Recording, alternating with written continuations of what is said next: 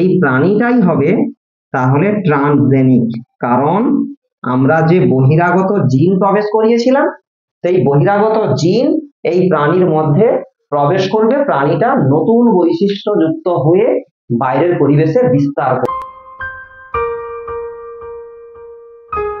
Welcome my channel Buddhadeb biology solution. চ্যানেলটিতে নতুন হলে অবশ্যই সাবস্ক্রাইব করবে। আজকে তোমাদের ক্লাস 12 এর বায়োটেকনোলজি চ্যাপ্টারে একটা টপিক ট্রান্সজেনিক অ্যানিম্যাল। ট্রান্সজেনিক প্রাণী কিভাবে তৈরি হয়, ট্রান্সজেনিক প্রাণী তৈরির পদ্ধতি নিয়ে ডিসকাস করছে।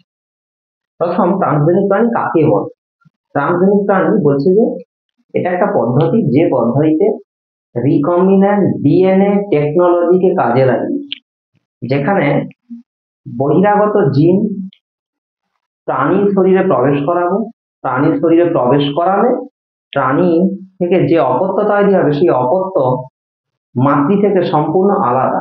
অর্থাৎ বহিরাগত যে জিন আমরা প্রবেশ করিয়েছি সেই জিনটি বহিঃপ্রকাশ ঘটবে ওই অপত্য প্রাণীর মধ্যে। এই যে প্রক্রিয়া, এই প্রক্রিয়াটাকে আমরা বলবো ট্রান্সজেনিক প্রাণী। এখানে ট্রান্সজেনিক প্রাণীর এক্সাম্পল গুলো কি রয়েছে? এক্সাম্পল গুলো থাকবে যেখানে এক সব থেকে ভালো হবে যেটা ট্রান্সজেনিক র্যাট, বা আমরা বলবো ট্রান্সজেনিক ইন র্যাট বা ট্রান্সজেনিক যেখানে ইঁদুর। এটা ট্রান্সজেনিক খরগোশ হতে পারে, ট্রান্সজেনিক মাছ হতে পারে, এরকম ইত্যাদি অ্যানিম্যাল তৈরি করতে পারি আমরা। কম্পোনেন্ট গুলো কি তার মধ্যে মাথায় রাখতে হবে, যত গবেষণা হয়েছে তার মধ্যে সাকসেস হয়েছে বেশিরভাগ ক্ষেত্রে ট্রান্সজেনিক ইঁদুর 90% সাকসেস হয়েছে।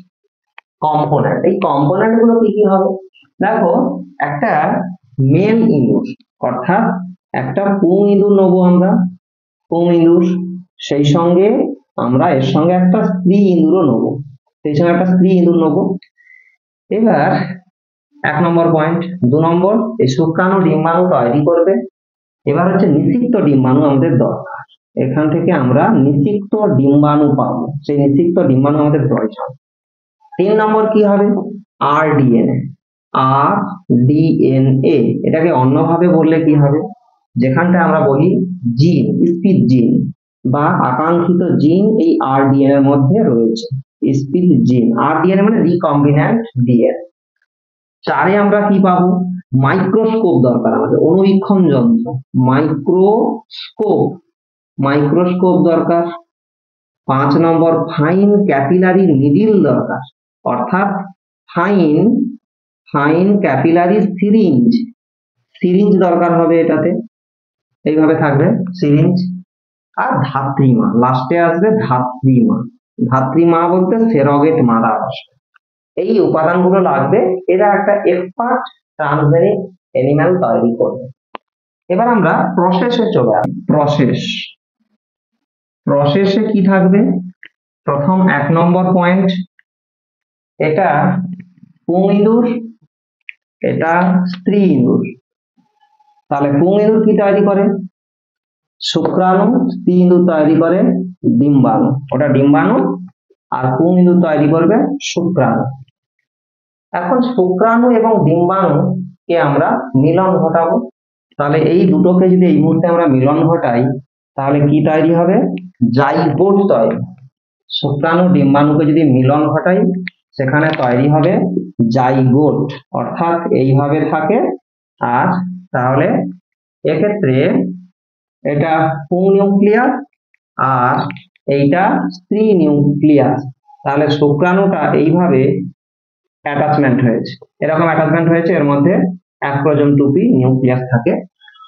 নিশ্চয়ই জায়গাটা বুঝতে পারছি। ছবিটার মধ্যে আরেকবার বলছি, ইঁদুর শুক্রাণু তৈরি করে, স্ত্রী ইঁদুর ডিম্বাণু তৈরি করে। শুক্রাণু ডিম্বাণু মিলন করলে একে আমরা বলবো নিষিক্ত ডিম্বাণু।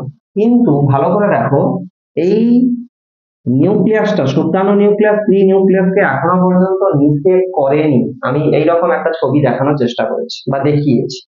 তাহলে 1 নম্বর পয়েন্টে আমাদের যেটা আসবে যে আমরা নিষিক্ত ডিম্বাণু পেলাম, এখানটায় আমরা দেখলাম কি নিষিক্ত ডিম্বাণু, এই জায়গাটা পেলাম। 2 নম্বর পয়েন্টে একটু বলি, যেটা এই যে স্ত্রী নিউক্লিয়াসটা সবসময় একটু বড় হয়, একে আমরা বলবো স্ত্রী প্রোনিউক্লিয়াস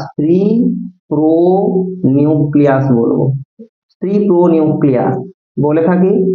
এবং পুরুষের যে নিউক্লিয়াসটা রয়েছে তাকে বলা হয় পুংপ্রোনিউক্লিয়াস, একে আমরা বলি পুংপ্রোনিউক্লিয়াস বলে থাকি। এইটাকে এখন আমরা কি করব, এইরকম নিউক্লিয়াসটাকে আমরা মাইক্রোস্কোপের নিচে স্লাইডের উপরে রাখবো। তাহলে এইটাকে আমরা কোথায় রাখবো? মাইক্রোস্কোপে রাখবো। মাইক্রোস্কোপে রেখে আমরা কি করতে হবে?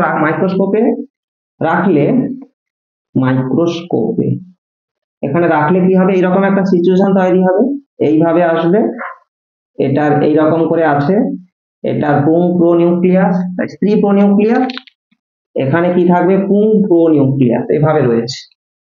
আমরা আরডিএনএ কে বা স্পিড জিন যেটাকে বলছি, সেই স্পিড জিনকে ফাইন ক্যাপিলারি যে মাইক্রোস্কোপ এইরকম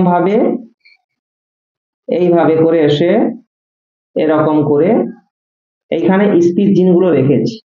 তাহলে এটাকে আমরা বললাম স্পিড জিন বা আকাঙ্ক্ষিত জিন, যেটা ব্র্যাকেটে বলেছিলাম আরডিএনএ এইভাবে রেখেছি। রাখলে ইনজেক্ট করলে এরপরে কি হবে? ইনজেক্ট করার পরে স্টেপ আসবে, এইবার এরকম চলে আসবে, এটা এদিকে নিয়ে চলে আসছি। তাহলে এটা এইভাবে থাকবে, এটা নিউক্লিয়াস, এটা কোন নিউক্লিয়াস? স্ত্রী নিউক্লিয়াস। জিন সহ এই যে পুং নিউক্লিয়াস, এটা নিষিক্তকরণ করে ফেলবে, একে আমরা বলবো নিষিক্ত ডিম্বাণু, এটাকে বলছি নিষিক্ত ডিম্বাণু। এখন এই নিষিক্ত ডিম্বাণু এখানে কি রয়েছে? বহিরাগত জিন সহ নিষিক্ত ডিম্বাণু, এই জায়গাটাকে বলি। এখানে অবশ্যই বহিরাগত জিন রয়েছে, বহিরাগত জিন ও এর মধ্যে রয়েছে। এইটাকে আমরা করব কি? ধাত্রীমা, আর একটা ইন্দুর রয়েছে, তাহলে ধাত্রীমা বলতে যে ধারণ করে, সেরোগেট মাদার, তাকে আমরা ধাত্রীমা বলবো। এখন সেরোগেট মাদারের শরীরে এই নিষিক্ত ডিম্বাণু প্রবেশ করিয়ে দেবো। এইভাবে প্রবেশ করালে এই ধাত্রীমা যে অপত্য সন্তান তৈরি করবে, অপত্য প্রাণী তৈরি করবে, সেই অপত্য প্রাণী হবে, এই প্রাণীটাই হবে তাহলে ট্রান্সজেনিক। কারণ আমরা যে বহিরাগত জিন প্রবেশ করিয়েছিলাম, সেই বহিরাগত জিন এই প্রাণীর মধ্যে প্রবেশ করবে, প্রাণীটা নতুন বৈশিষ্ট্য যুক্ত হয়ে বাইরের পরিবেশে বিস্তার করবে। এই টোটাল পদ্ধতি নিশ্চয়ই তোমরা বুঝতে পেরেছো। যদি কোনো প্রশ্ন থাকে কমেন্ট করবে, আর চ্যানেলে নতুন হলে অবশ্যই সাবস্ক্রাইব করবে, কারণ পরবর্তীকালে আমি ক্লাস 10, 12 এর সাজেশন নিয়ে আসবো, সেগুলো তোমরা এই ভিডিওর মাধ্যমে পেয়ে যাবে। Thank you.